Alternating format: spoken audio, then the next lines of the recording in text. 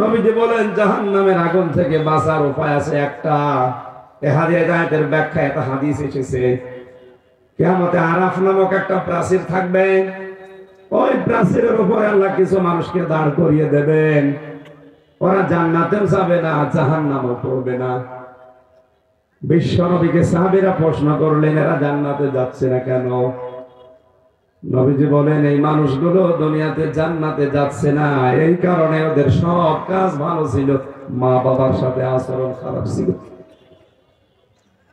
এই কথা খেয়াল করেন। এ জায়গায় দাঁড়িয়ে আছে প্রাচীরের উপরে আরাফ নামক প্রাচীর।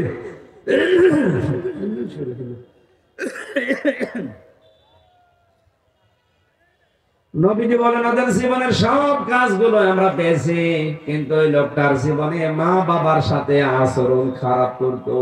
আজকে একটা ভিডিও ভাইরাল হয়েছে, দেখেছেন? 3 ভাই 2 বোন, সব বড় বড় হয়ে বিভিন্ন দেশে বিভিন্ন জায়গায় প্রতিষ্ঠিত হয়ে গেছে। এর ভেতরে একটা ভাই একটু পাগলামি করছে, তার বউ ছিল, বউ তার ছেড়ে চলে গেছে, পাগল হয়ে গেছে। এখন মার বাবাকে সব ভাই বোন মেরে সিদ্ধান্ত নিচ্ছে, টাকা পয়সা জমি জায়গা যা আছে সব আমাদের নামে লিখে বাবাকে রাস্তায় ছেড়ে দাও। এদের 5টা সন্তান, আরে পাগলটা নিয়ে 6টা। এই পাগলটা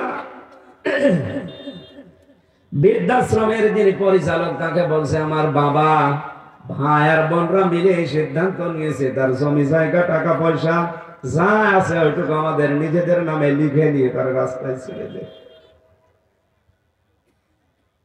এই 5 জন সন্তান যদি কাবা শরীফে বসেও মারা যায়, ওরা আরাফ নামক প্রাচীরে থাকবে, জান্নাত পাবে না। আসতে বলে সাহাবীরা প্রশ্ন করলেন, তাহলে জান্নাতে পাচ্ছে না, জাহান্নামে যাবে না কেন? ওরা তো জাহান্নামে ফেলে দেওয়ার কথা। বিশ্বনবী বলেন, না, ওদের জীবনে ছোটখাটো চাই থাকুক, ওরা ইসলাম কায়েমের জন্য দুনিয়াতে আন্দোলন করত। এটা সূরা সফের 11 নম্বর আয়াতে দলিল আছে, হাল আদুল্লুকুম আলা তিজারা তুমজিকুম মিন আযাবিন আলীম। আমি কি একটা ব্যবসার কথা বলবো যেটা করলে জাহান্নামের আগুনে যাওয়া লাগবে না? সে ব্যবসার 3টা মূলনীতি এখানে আছে, আল্লাহর উপরে বিশ্বাস, রাসূলের উপরে বিশ্বাস, আর এই 2টা বিশ্বাসকে সামনে রেখে জান আর মাল দিয়ে আল্লাহর দ্বীনকে জমিনে কায়েম করার জন্য জিহাদ করা। সুতরাং ইসলাম কায়েমের জন্য যারা চেষ্টা করবে, আন্দোলন করবে, সংগ্রাম চালাবে দুনিয়াতে জান আর মাল দিয়ে, ওদের আর যাই হোক আল্লাহ ওদেরকে জাহান্নামে দেবে না।